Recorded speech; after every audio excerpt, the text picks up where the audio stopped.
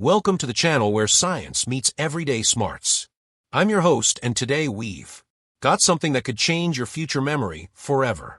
Now tell me, have you ever walked into a room and totally forgot why you went in? Or maybe you've misplaced your keys 3 times this week, and your brain just feels a little foggy? Well, don't worry. It's not just getting older. In fact, one surprising cause might be sitting in your kitchen right now. And today, we're going to reveal the 4 silent foods that could be quietly damaging your brain. After age 60, foods that doctors are finally starting to warn people about. But we're not doing it alone. Here to guide us is someone with years of experience in senior health, memory care, and nutrition. You've seen his work in top medical journals. You've heard him on the biggest health talks around the world. Please welcome Dr. Adler. Doctor, it's always a pleasure to have you.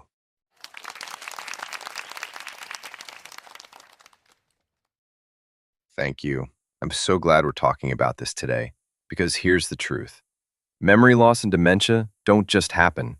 There are signs, and more importantly, there are causes. Now, some causes we can't control, like age or genetics, but food, that's one thing we can change, and it might be the most powerful tool we have. Wow. So, food can actually affect the brain that much? Absolutely. In fact, studies show that what we eat doesn't just feed our bodies.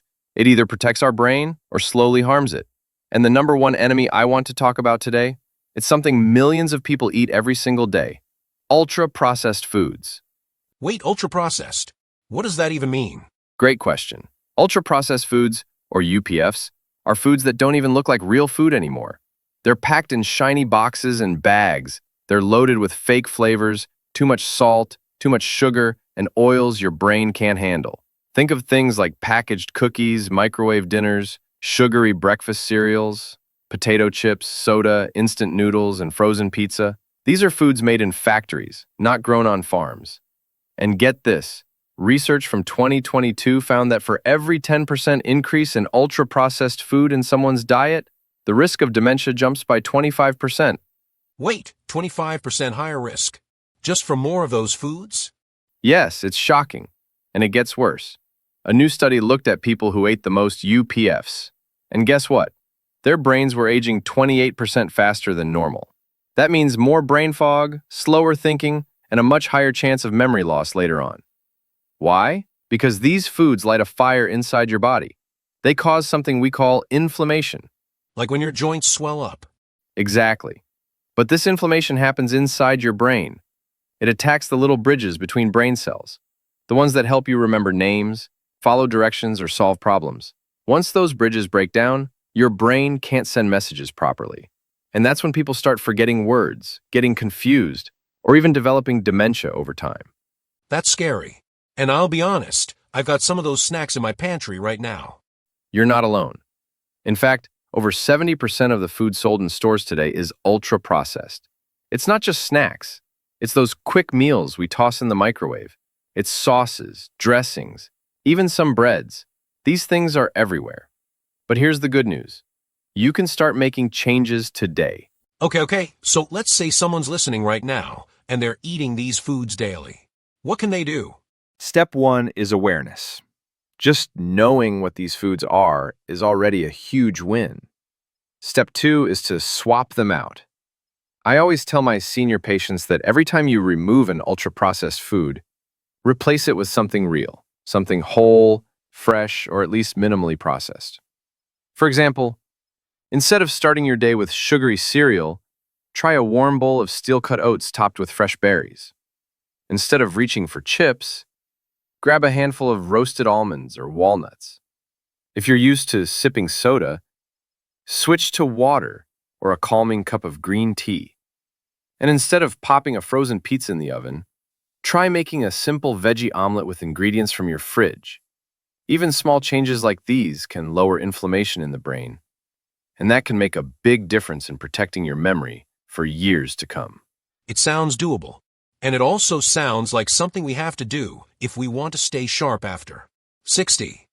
Absolutely. I've seen patients who could barely focus or remember conversations, and after just a few months of changing their diet, their brain fog lifted. They felt more alert. Their families noticed too. So don't think it's too late. It's never too late to protect your brain. Doctor, I've got to say, this is eye-opening. And I know we've only just begun. That was just one. Food group, ultra-processed foods. But you said there are 4 total? Yes, there are 3 more hidden culprits we need to talk about. And trust me, some of them will surprise you. One is something most people think is healthy, but it can quietly starve your brain. Another is hiding in your daily drinks. And the last one? It's not even food, but it could be damaging your memory more than all the others. Let's keep going because that first food, ultra-processed junk, really opened our eyes. Doctor, Adler, you mentioned there are 3 more hidden foods that can damage the brain. So what's next on the list? Yes, the second food I want to talk about isn't a specific item. It's about how we cook our food. And this one might surprise people. It's not the steak, the chicken, or the pork itself that's the problem. It's how we prepare it. I'm talking about high-heat cooking methods like grilling, frying, and broiling. Wait, are you saying cooking food with high heat can hurt our brains? That's exactly right. When food is cooked at very high temperatures, it creates something called advanced glycation end products, or AGEs for short. These AGEs may sound harmless, but inside your body, they're anything but. When we eat foods full of AGEs, they trigger something called oxidative stress. That's when your cells start to get overwhelmed by too many harmful molecules called free radicals. At the same time, these AGEs also spark inflammation in your brain, silent damage that builds up over time. Okay, so ages from grilled or fried foods. What does that do to our memory? Well, these AGEs are dangerous because they've been linked to the development of amyloid plaques. These are the same sticky protein clumps we see in the brains of people with Alzheimer's disease. The more AGEs in your system, the more of these plaques can form. And once those plaques start building up, they choke off brain cells. That leads to slower thinking, forgetfulness, and eventually real memory loss. So if someone loves grilling burgers or pan-frying their fish, is that a bad idea? Not always, but it depends on how often and how hot you cook. High heat methods like searing meat until it's charred or frying foods until they're crispy produce far more AGEs than gentle methods. Instead, I tell my patients to choose cooking styles that use water. Things like steaming, stewing, or poaching keep temperatures lower, and that means fewer harmful compounds are formed. Even marinating your food in something acidic like lemon juice or vinegar before cooking can help reduce AGEs from forming.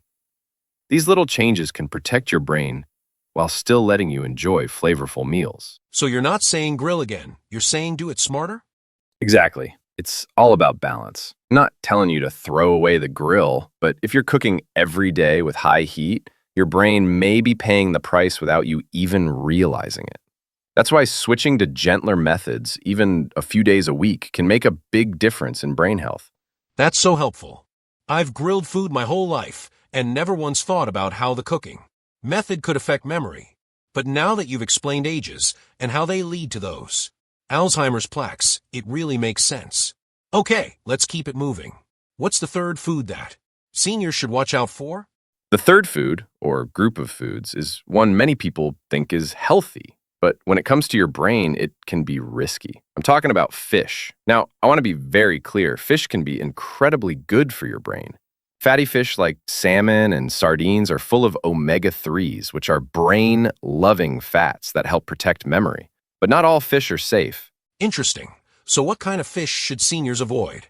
The fish to avoid are those that are high in mercury. Mercury is a heavy metal, and once it enters your body, it can travel into your brain.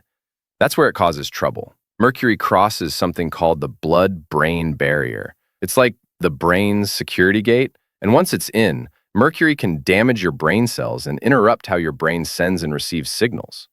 That sounds serious. Which fish are we talking about here? We're mostly talking about big predator fish, ones that live a long time and eat lots of smaller fish. Because of that, they build up a lot of mercury in their bodies over the years. The main ones I warn seniors about are swordfish, shark, king mackerel, tilefish, and even certain types of tuna. These fish may taste good, but the mercury levels are just too high to eat regularly, especially for people over 60. But fish is supposed to be good for you, right?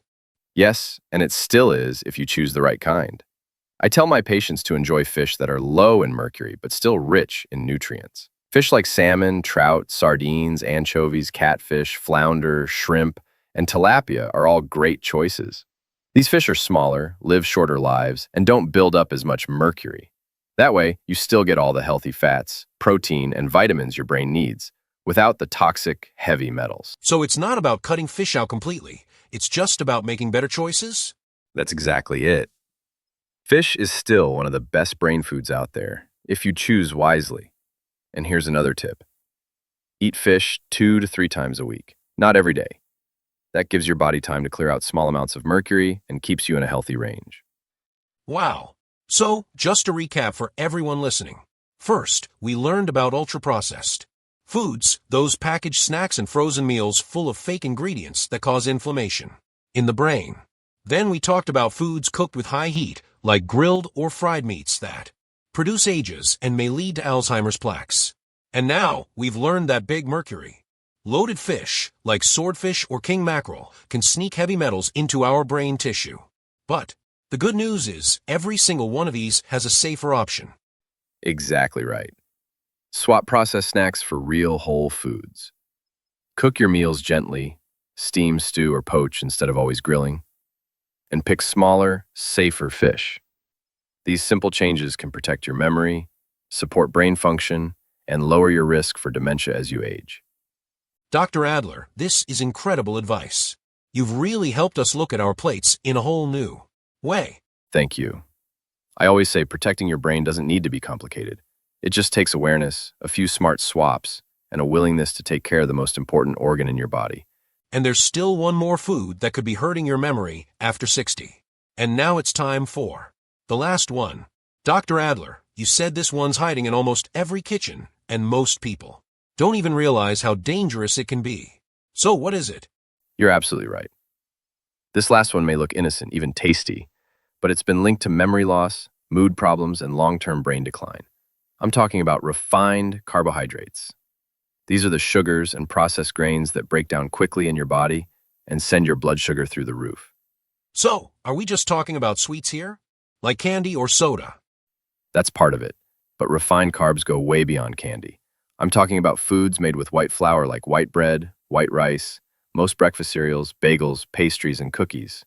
These foods are stripped of fiber and nutrients. Your body digests them very fast, and that causes big sugar spikes. And when your blood sugar spikes, your insulin spikes too. Then just as quickly your sugar crashes, and that's when the brain starts to struggle.